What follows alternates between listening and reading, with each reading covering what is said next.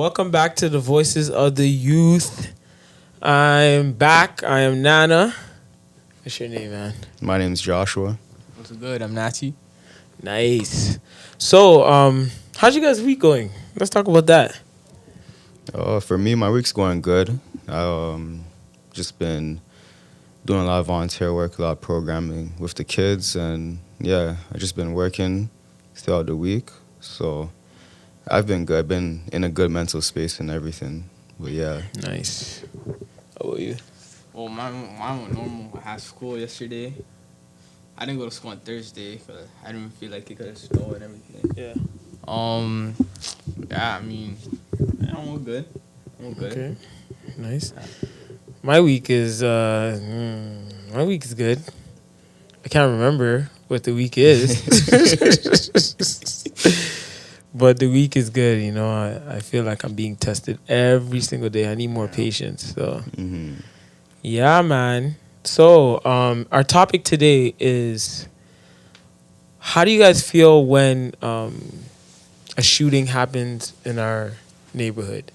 And the reason why I say that is because recently we had a shooting in our neighborhood during the week, and that was, I mean, when that stuff happens, it's like, I'm not numb to it. I don't vocalize that I'm numb to it. Yeah. But it's still like, I think I thought, I'm like, yo, someone really came into the neighborhood to try to take someone's life.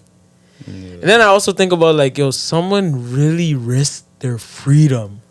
Like, they risked their freedom. Do you know what you can do in this life?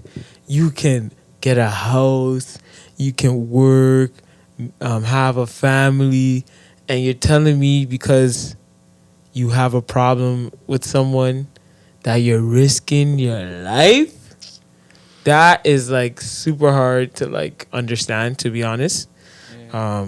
But yeah, how do you guys feel when a shooting occurs in the neighborhood? I feel like it mostly depends, like, because I know where it happened, like, because, you know, I live not too far from it, but I wasn't really there when it happened, but I know someone who was, and, like, it could be scary, you know, hearing the gunshots, but, you know, it happened before and stuff, but me personally, like, if it ever happened, like, and I was there, or, like, I'm at my house, you know, hearing the gunshots, I wouldn't really do nothing, but, like, I feel worried for the guy who got shot.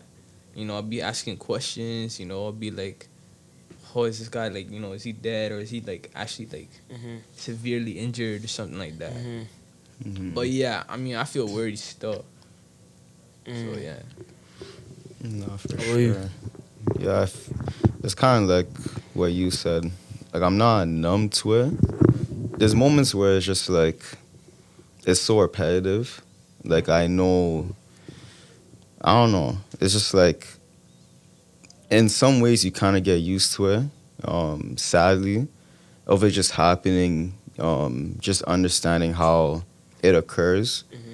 Like, obviously, like, we always don't know the root problem to, like, why these shootings happen, but you have an understanding of it just being problems and, yeah, like, people just not dealing with it properly, and it just escalates into shootings. And so it becomes to a point, like, as I'm older now, it becomes to a point where, like, I just get tired of it. I get tired of just seeing people take out anger and frustration and lead into violence where you want to take someone's life. And the reason why I say that is because we live a life where, yeah, we're going to deal with people who are different from us. We're going to deal with problems and everything. But we should know how to talk out problems. Like, we don't have to end a life. We don't have to harm someone to get a point across or, you know, to be right or to be on top. I feel like as a society, with all the gun violence, like, not like we, but, like, you know, the people involved and the people in the middle of it, like, it's important that communication is, like, practiced even more just to prevent all these shootings. And, you know, there's little problems that, like, if we just talk it out, we don't have to resort to all these things. Yeah, I always say, good thing you brought that up. I always say it's literally always communication. Like all these shootings, like if you hear what the problem is, most of the time it's like this person punched me in the face, this person slapped me, this person like disrespected like my me, and it's brother or like something. if you just had that one conversation, like so many lives could have been changed. Like, or this person slept with my girl. It's like if you just had that conversation. So you can only imagine how many people died off of senseless gun violence when a conversation could have just happened. No, You know, a for lot real. of people be like, I don't want, like, and there's some people that can know both parties too. And instead of putting them in the room to kind of mediate, they be like, hey, it ain't my business. I ain't gonna say anything. But it's like you can only imagine the lives you can save, and that one conversation you can have with the person can save a lot of time and a lot of hurt with these families. Not just one person's gone for life, which you're dead. A next person's gone for life, and you go to jail.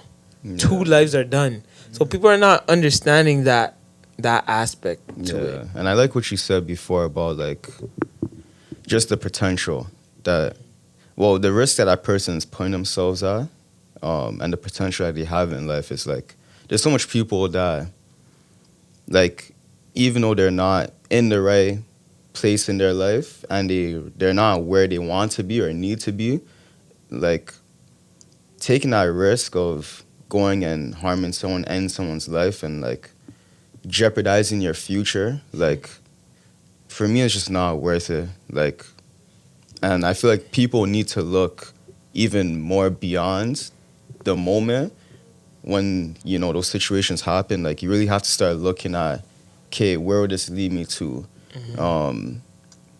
Is this gonna, like, obviously it's not gonna help me.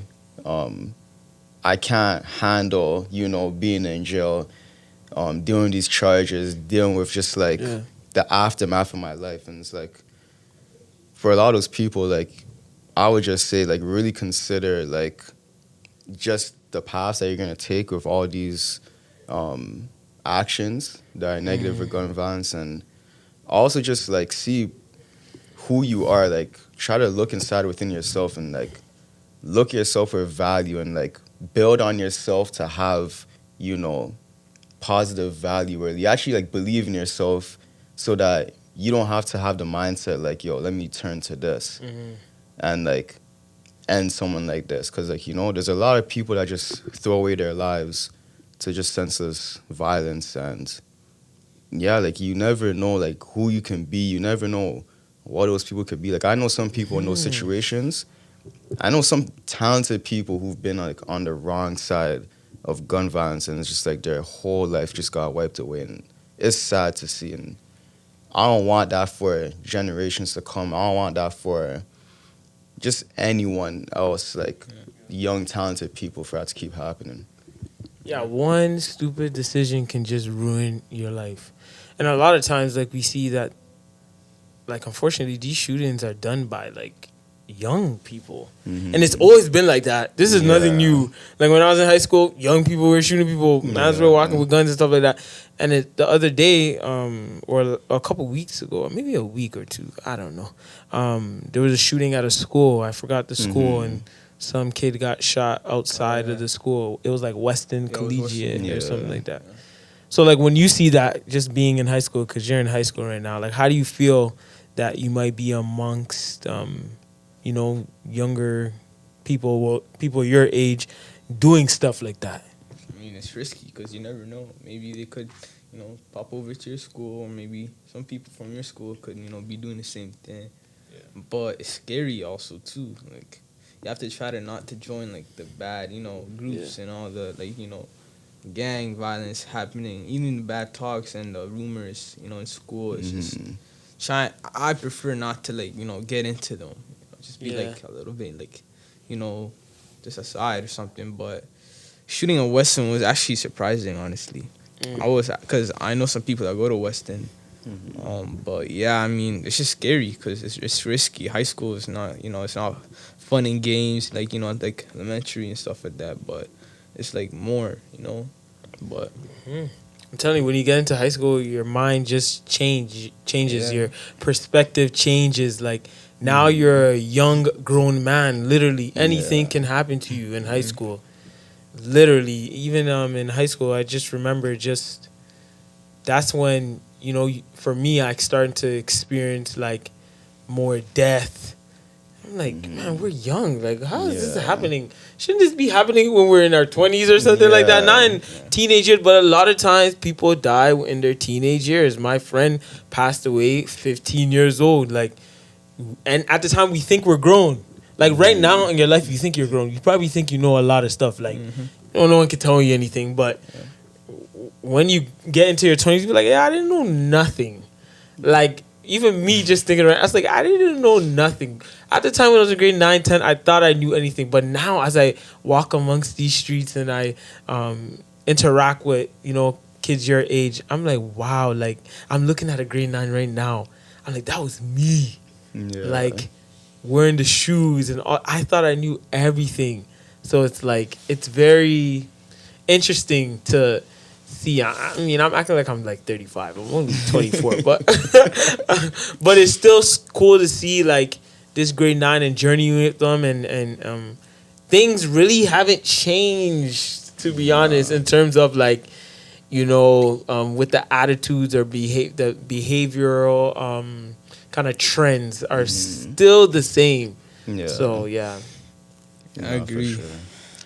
How about you, like Josh? Have you your experience with high school? Was it the same, like what he's experienced and what I experienced? Yeah, it's similar. Like, obviously, I had a mind of my own.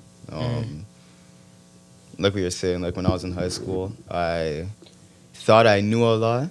As I got older, as I started to see life in a different perspective, yeah, I realized like, man, stuff that I thought was like, the stuff that I thought that I knew that was like grown and everything, it wasn't even like, like anything like special or whatever. As I started to like get into like college and everything, that's when I started to realize like, yo, like what I knew in high school was just like on a different tier to like what I know now. But yeah, when I was in high school, it was the same thing. It feels more frequent now, I guess, because of like COVID. And It's not definitely seeing it's that. definitely more free, especially like I don't know, the kids getting shot. Like it's definitely more. Yeah. I can say that.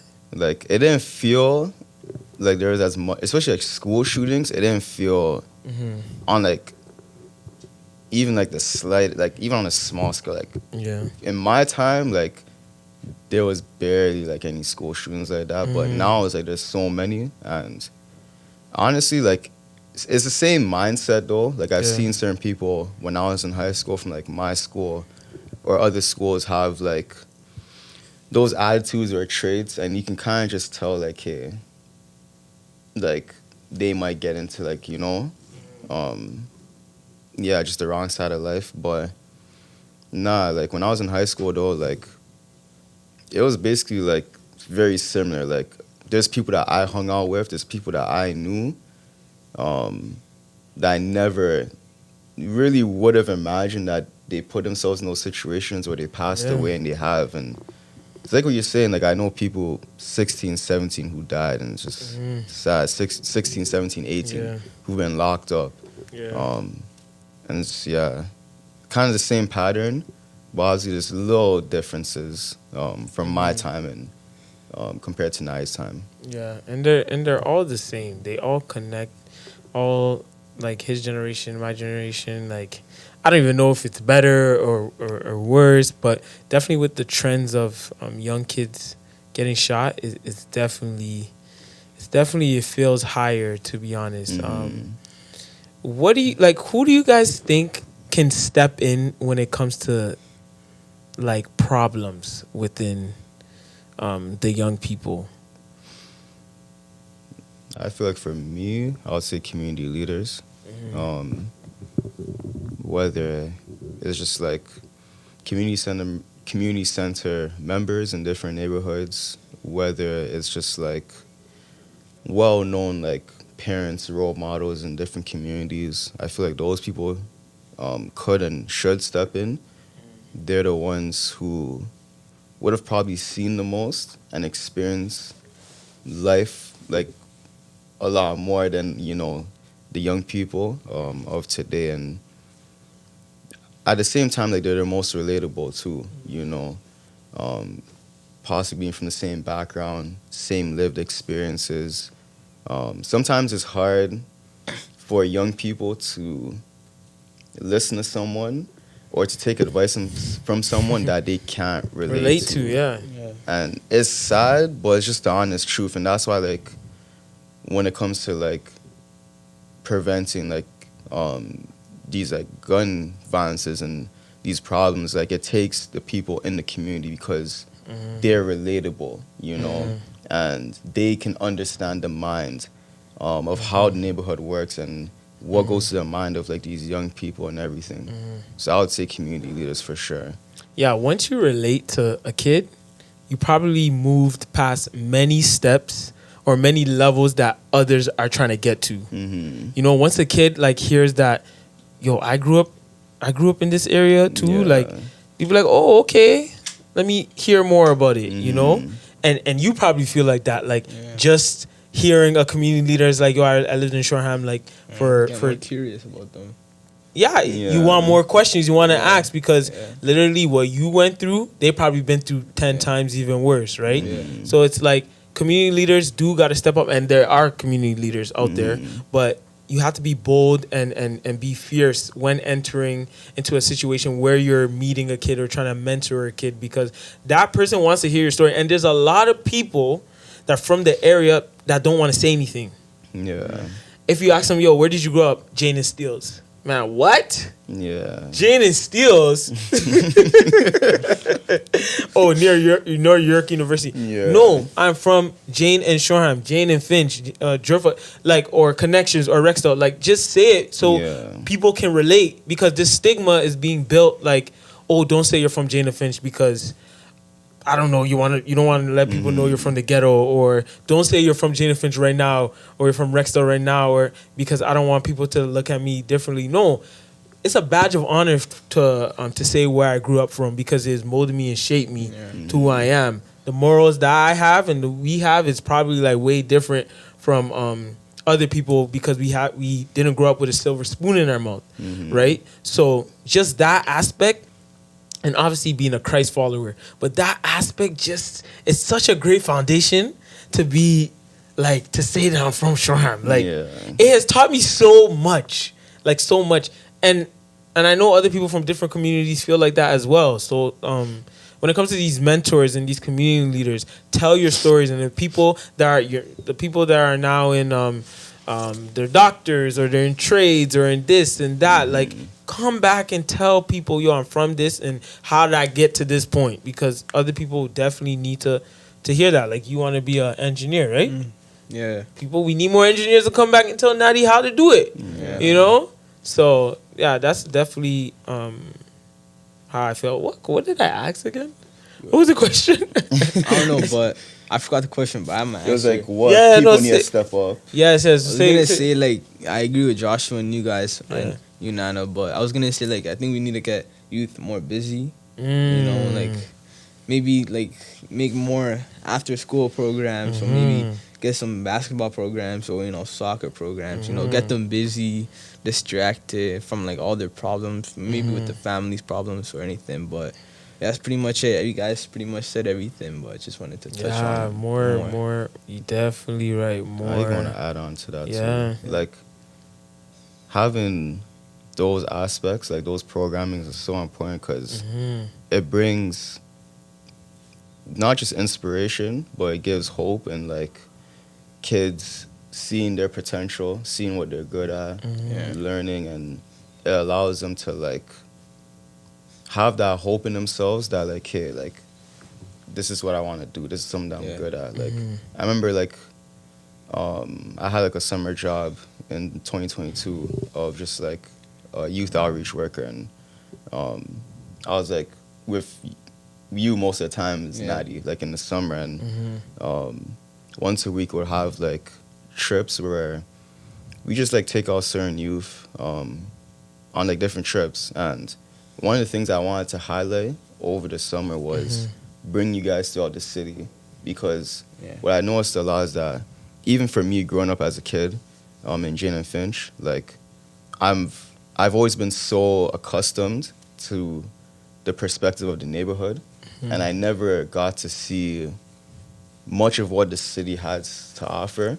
Like, as crazy as it sounds, even for me being 22 years old, like I've never been to a CN Tower. And I know Wow. people who have lived less in this neighborhood, lived less in Toronto, like whatever the case is, like been here less than me, and they've been to a CN Tower. Yeah. And it's like someone like me, like I've never been to certain places in the city.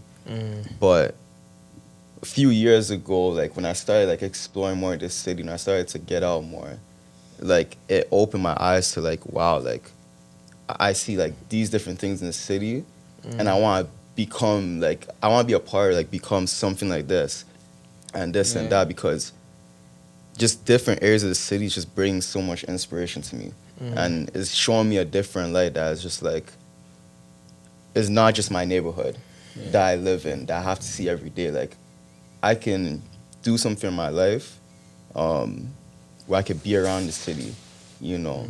I could see this thing, and like even for you, like you want to be an engineer, maybe you might pass through something in the city, and it gives you even more inspiration. It gives you even more of a motivation, you know, to chase after that. And so that was one of the key factors in the summer that I had planning a lot of trips, was that I wanted youth to like actually experience the city, have a different perspective, have hope that like, hey, Fact. it's not just, I'm not just gonna live in this neighborhood for the rest of my life.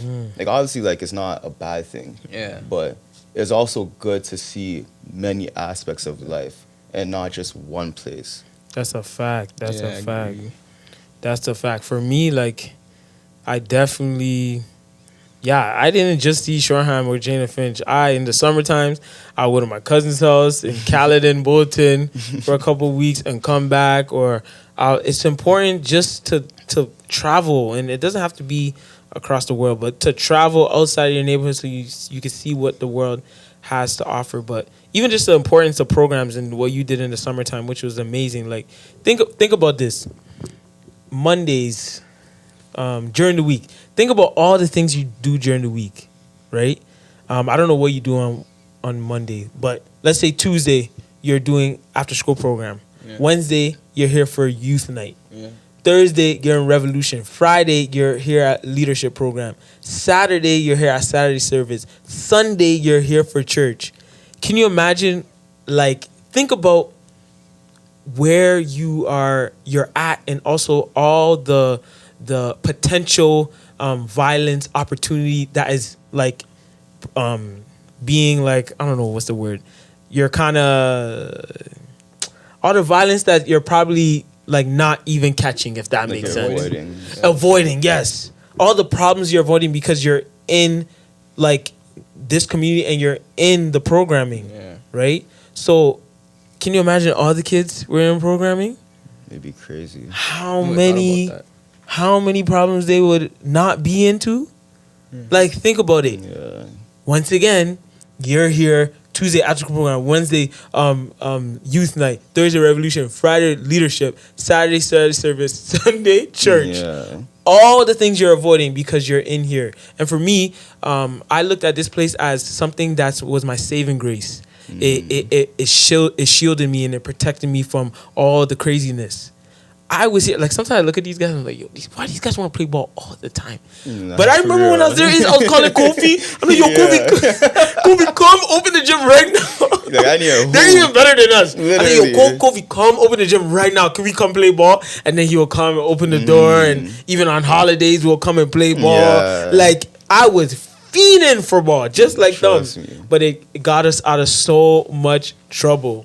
And, yo, it's a beautiful thing what you're doing. And I hope one day you just grow up to be a leader and you can come back and share your story and help the kids. It's literally a wheel. It just keeps on going. Josh was in it as a kid. Now he's a leader. I was in it as a kid. Now I'm a leader. This guy is in it. And hopefully one day he can be a great leader, right? And you can be a leader in your job aspect too. Like, you're not always called to be here, but it's cool if you can come here and also be in your job field and still succeed there. So, No, 100%. man, That's this a was a tip for great different one. communities Yeah. as well. Like, if you guys don't have that structured place, Mm-hmm. or just even that foundation of that kind of like get away from the gun violence that kids can go to a community center, a church, whatever it is, like, you guys got to try to, like, for the community leaders in different neighborhoods, you got to try to bet on that, because Yeah. being a part of this church, like, same way how you're coming up, Natty, and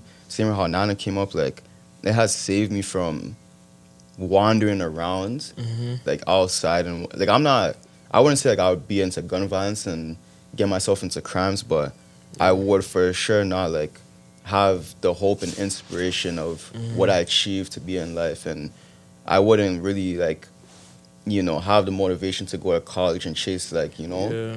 like, Yeah. the career that I want, like, if it wasn't for just having structure, Yeah. programs, and people and mentors that can care for me, that can love for me, and also just, like, a safe place to be at on a weekly basis, you know, a consistent basis as well. So for different community leaders who may be listening to this podcast, that's something that you guys should really challenge for. Just having that structural place in your neighborhood to get those kids involved and to get those kids away from outside and off the streets, and have them be guided and loved and mentored and everything. Yeah. All right, that was a loaded episode, man. I really love that. No, for real. I don't know what to tell the crowd, whoever's looking. I don't know if you should. Maybe you should subscribe. I mean, subscribe to Inner City Outreach. Subscribe to Inner City Outreach on YouTube page. Follow Inner City Outreach YouTube page. Inner City Outreach is a great nonprofit organization that just helps the youth in the community. So if you want to donate to, the link is below. You can donate and become a monthly giver. I don't think we ever said that in any episode, but hey, we saying it now. First one. You know what I'm saying? So I love these guys, Josh and Natty. Thank you guys, and I hope you guys are just inspired by these episode series and just to hear literally the voices of the youth, right? Yeah. So we'll see ya. Bye. Bye-bye. Take care.